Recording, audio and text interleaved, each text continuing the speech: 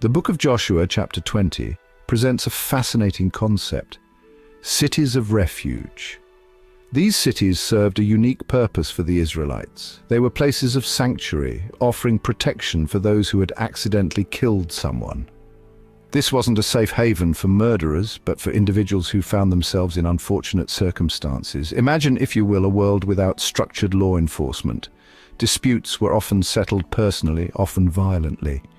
In such a world, the cities of refuge provided a vital safety net, preventing cycles of revenge and bloodshed. They offered a chance for justice to be served through a fair process. God commanded Joshua to designate 6 cities of refuge. 3 were to be located on each side of the Jordan River, ensuring accessibility for all Israelites. These cities were Kadesh, Shechem, and Hebron on the west side, and Bezer, Ramoth Gilead, and Golan on the east. Each city was carefully chosen for its strategic location. These cities weren't merely geographical locations. They represented God's mercy and His commitment to justice. They were a testament to His desire for order and fairness, even in a world often characterized by chaos and violence. The cities of refuge embody a delicate balance between God's mercy and His justice, a concept deeply rooted in ancient traditions and laws. On one hand, they offer refuge and protection to those who have unintentionally caused harm, providing a safe haven for those who have made mistakes without malicious intent. This demonstrates God's compassion and understanding of human frailty. Acknowledging that everyone is capable of error and deserving of a second chance, He recognizes that not all killings are premeditated acts of malice, and that sometimes accidents happen that are beyond our control. On the other hand, the cities of refuge also uphold justice, ensuring that there is a system in place to evaluate each case fairly and justly. The accused individual couldn't simply flee to a city and live out their days without consequence, as there were strict procedures to follow. They had to stand trial before the elders at the city gate, where their actions would be carefully examined and judged. If found guilty of intentional murder, they would be returned to their hometown to face punishment, ensuring that justice was not only served, but seen to be served. This system ensured that true justice was served, balancing mercy with accountability and compassion with responsibility. The process of seeking refuge was straightforward. The individual responsible for the accidental death had to flee immediately to the nearest city of refuge. Delay could be fatal, as the Avenger of Blood, a designated family member of the deceased, had the right to pursue and kill the manslayer. Upon reaching the city, the fugitive would present their case to the elders at the gate. They had to prove the killing was unintentional. If their plea was deemed sincere and truthful, they were granted protection within the city. They were safe from the Avenger of Blood as long as they remained within its boundaries. The concept of the Avenger of Blood might seem foreign to us today. However, in ancient Israel, it played a vital role in maintaining social order. The Avenger of Blood was responsible for ensuring justice for their slain relative. This system, while seemingly harsh, prevented cycles of endless vendetta.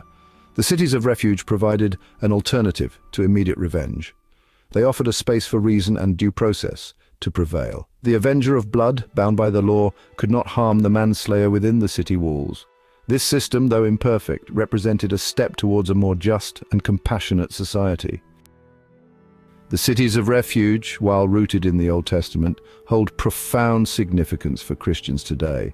These cities were established by God as places where those who had accidentally committed manslaughter could find safety and await a fair trial. They point towards Jesus Christ, our ultimate refuge. In Him, we find not just physical safety, but a deeper spiritual sanctuary. Just as the cities provided physical safety for the Israelites, Jesus offers spiritual sanctuary for all who believe in Him. He is our protector, our shield, and our safe haven in times of trouble. Hebrews 6 verse 18 states that we who have fled for refuge in order to lay hold upon the hope set before us. This hope is a steadfast anchor for our souls, providing stability and assurance. Just as the Israelites fled to the cities of refuge, we too can flee to Jesus, seeking refuge from the consequences of our sin. In Him we find a place of safety, where we are shielded from the storms of life. He offers forgiveness, grace, and eternal life to all who come to Him in faith. His arms are always open, ready to embrace and welcome us into His loving care, providing peace and comfort. The parallels between the cities of refuge and Jesus are striking. The cities were easily accessible, strategically located throughout the land. Similarly, Jesus is accessible to all who call upon his name, regardless of their past mistakes or present circumstances. The cities of refuge offered protection from the Avenger of Blood. Likewise, Jesus offers us protection from the ultimate consequence of our sin, eternal death. He takes our punishment upon himself, satisfying God's righteous judgment in our place.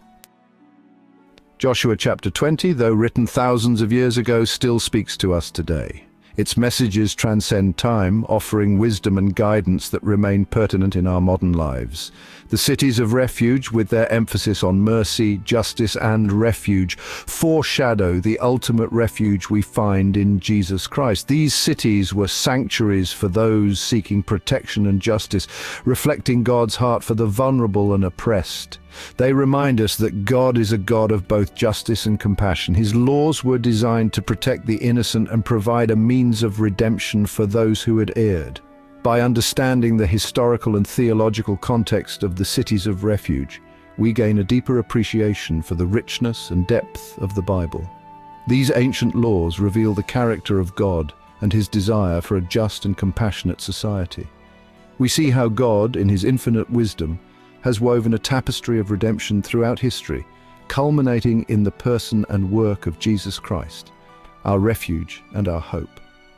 This enduring relevance of biblical principles continues to inspire and guide us, reminding us of the timeless truths that shape our faith and our lives. Are you ready for the next chapter? Just click here to go straight to it.